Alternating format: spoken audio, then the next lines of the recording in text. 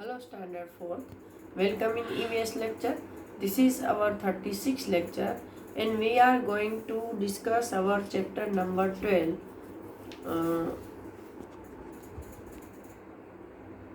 Changing time. In previous lecture we have completed up to this page number 103. Now today we are going to discuss from page number 104. Are any children working there and what are they doing? So I have not seen any children working at the construction site. So I have written no. How much money do these people get paid daily? Ask for from any three different person. So there are so many people working over there. Carpenter, electrician, plumber, mason. तो जो ऐसे mason है, carpenter है, उनको तो 200-400 रुपये मिल जाते हैं, लेकिन जो वर्कर होते हैं हेल्पर के तौर पर उनको 100-200 जैसे मिलते हैं. Where do these people live? So we all have seen that these people are living in the क्या बोलते हैं, the brick house at the construction site, right ना. वो जो उसका कॉन्ट्रैक्टर होता है वो उनको जो ब्रिक्स आती है कंस्ट्रक्शन के लिए उसी में से छोटे छोटे सिंगल रूम बनाकर देता है और उसके ऊपर कुछ ऐसे वो लोग ढाक देते हैं, जो भी हाथ में आता है वो उसमें वो बेचारे रह जाते हैं. What are the material being used for making the building? तो मटेरियल तो भाई सेम वही है, सीमेंट ने, सैंड ने, ब्रिक्स ने, रोड ने, ग्लास ने, वुड ने. Try and guess how many trucks of bricks and bags of cement will be use for making the building. मैं यहाँ पर सिर्फ एक छोटे हाउस को इमेजिन करके बता रही हूँ कि अबाउट 50 to 60 बैग सीमेंट लगता है छोटे मकान को बनाने में परहैप्स, और उसमें 2-3 ट्रक जितनी ब्रिक्स लग जाती है. Now how do the material reach the building site? By truck, hand cart, any other vehicle, list them. तो मोस्टली ट्रक में ही ब्रिक्स आती है या फिर हमारे यहाँ कहीं कहीं पे ट्रैक्टर में भी आता है सैंड और ये सब. Find out the price 1 bag of cement. पहले तो 200 के आजू बाजू था, रिसेंटली तो अभी मुझे पता नहीं है. और एक ब्रिक का भाव 3 रुपीज़ या 5 रुपीज़ जैसा है. ट्रक, एक सैंड भरी ट्रक का भाव 4000 रुपीज़ ऐसा मुझे लग रहा है. Ask a few other question and write their answer. फिर उन लोगों को कुछ और क्वेश्चन भी पूछने हैं कि भाई आप यहाँ पर कितने घंटे काम करते हो, राइट. आपको और क्या क्या दिक्कतें आती है, आपके बच्चे पढ़ते हैं या नहीं, ऐसा कुछ पूछ सकते हैं.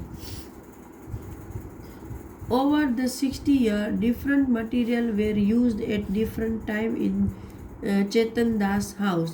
List these in the correct order. कि भाई चेतन दास की ज़िंदगी में अलग अलग टाइम पे अलग अलग तरह के मकान के मटेरियल यूज़ हुए, उसको यहाँ लिखना है. तो सबसे पहले उसका जो डारा क्या था, डेरा गाजी खान ऐसा कुछ था उस गांव का नाम. तो वहाँ पर उसका जो मकान था वो मड, स्टोव और बाम्बू से बना था, जो कि कच्चा हाउस था. फिर वो लोग दिल्ली आए तो वहाँ पर उसने लकड़ी का मकान बनाया और उसमें थोड़ा मड भी डाला, एल्यूमिनियम भी थोड़ा डाला और बाम्बू भी डाले. फिर उसने सीमेंट का घर बनाया, उसमें वुड भी डाला और लास्ट में जो पक्का हाउस बना उसमें मार्बल और ये सब भी लगे. Now let us make house. ये आपकी एक्टिविटी है. Divide the children in the class into 3 or 4 group. Let each group make a model of different house. For this you can use mud, wood, paper, piece of cloth, shoe boxes, match boxes and colours. कि भाई आपके class में अभी recently तो ये सिर्फ possible नहीं है, फिर भी आप अपने आप घर पे अकेले कर सकते हो कि आपको अलग अलग मटेरियल लेने हैं जो इसमें बताए हैं कि मिट्टी ले लो, लकड़ी ले लो, पेपर के टुकड़े, कपड़े, जूतों के बॉक्स, मैच बॉक्स, इन सब में से आप मकान बना सकते हो, आपको जैसा भी बनाना है। फिर उसको अच्छे से कवर करके कलर करके बना सकते हो। तो अगर ऐसे ग्रुप में स्कूल में बनाए तो बच्चों को मज़ा आता है और हम उसको एग्जीबिशन में भी रख सकते हैं। Place all the house so as to construct a neighbourhood colony.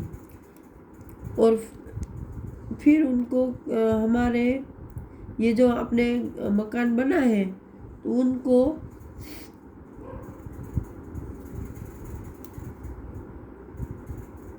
तो जो ये आपने मकान बनाया है उसको नेबरहुड कॉलोनी के तौर पर आप वहाँ पर रख सकते हो।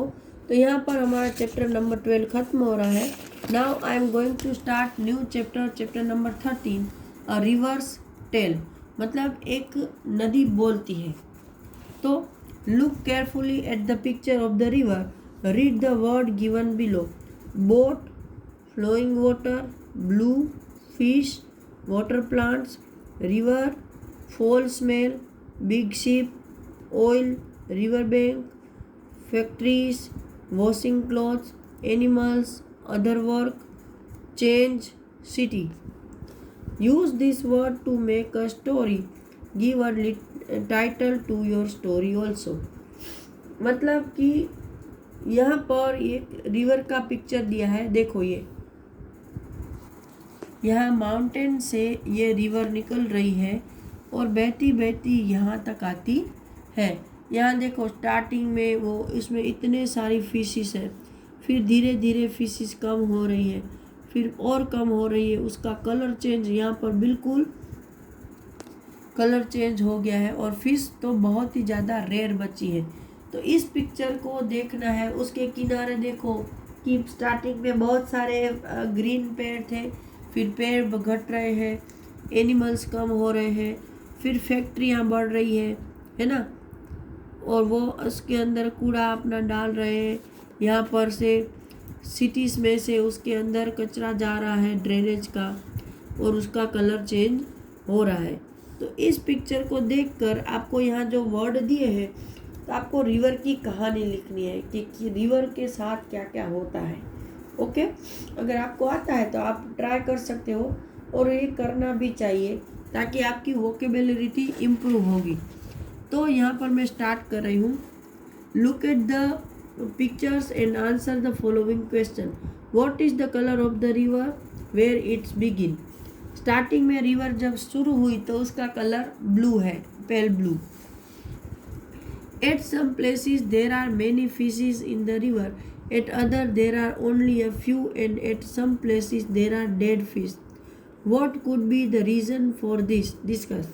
देखो मैंने पहले ही बताया कि यहाँ पे बहुत सारी फिश है, फिर कुछ कम हो गई, फिर यहाँ पर आगे देखकर और कम हो गई, और यहाँ पर तो देखो ये मरी हुई ऐसे है जैसे दिखाई रही है।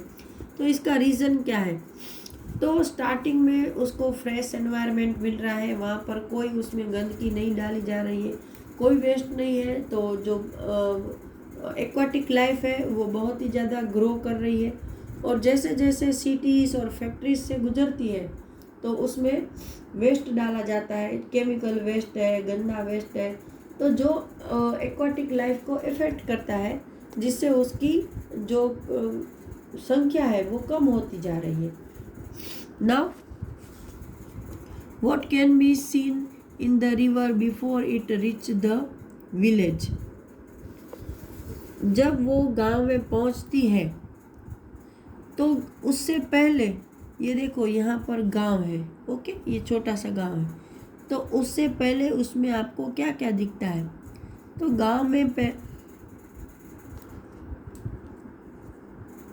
गांव में पहुंचने से पहले तो रिवर में बहुत सारी फिश दिखती है, बर्ड दिखते हैं, फिर उसके आजू बाजू वाइल्ड एनिमल दिखते हैं, ये स्नेक भी दिख रहा है, बर्ड भी है। ये रिवर के अकॉर्डिंग दिखता है, बाकी तो मुझे कुछ नहीं दिखता। Eight which places did the colour of the water in the river change, why did this happen, discuss. फिर यहाँ पूछा है कि कौन सी जगह पर रिवर का पानी का कलर चेंज हो रहा है और ये क्यों हो रहा है। तो जब वो सिटी से गुजरती है तो फैक्ट्रियों में से उसके अंदर वेस्ट जाता है, जैसे मैंने बताया सिटी के घरों में से वेस्ट जाता है, उससे उसका कलर चेंज हो रहा है। Which of the places shown in the picture would you like to live in and why?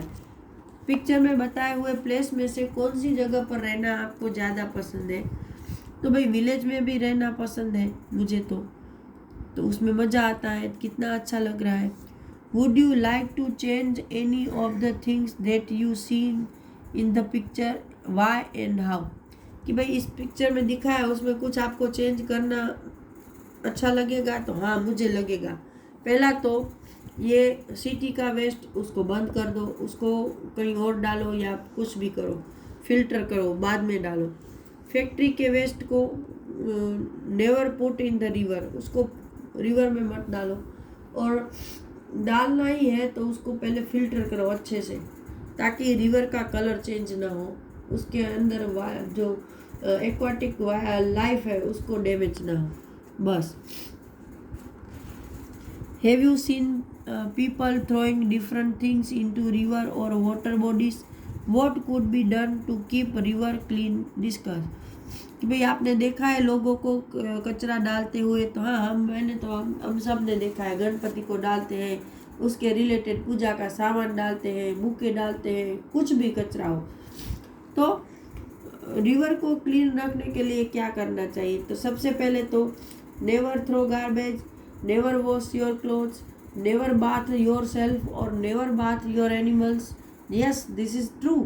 लोग रिवर में खुद भी नहाते हैं, वहाँ पर उसके किनारे पर टॉयलेट करने जाते हैं। तो ये सब चीज़ें स्टॉप हो जानी चाहिए, तभी रिवर क्लीन होगी। फिर वही पानी बहता हुआ आगे जाता है, बेचारे दूसरे लोग पानी पीते हैं उसमें से, तो दिस इज़ वेरी बैड। तो ये सब होना बहुत ज़रूरी है। तो आज के लेक्चर में इतना ही। अगले लेक्चर में हम रिवर की कहानी आगे डिस्कस करेंगे। Till that time, good bye.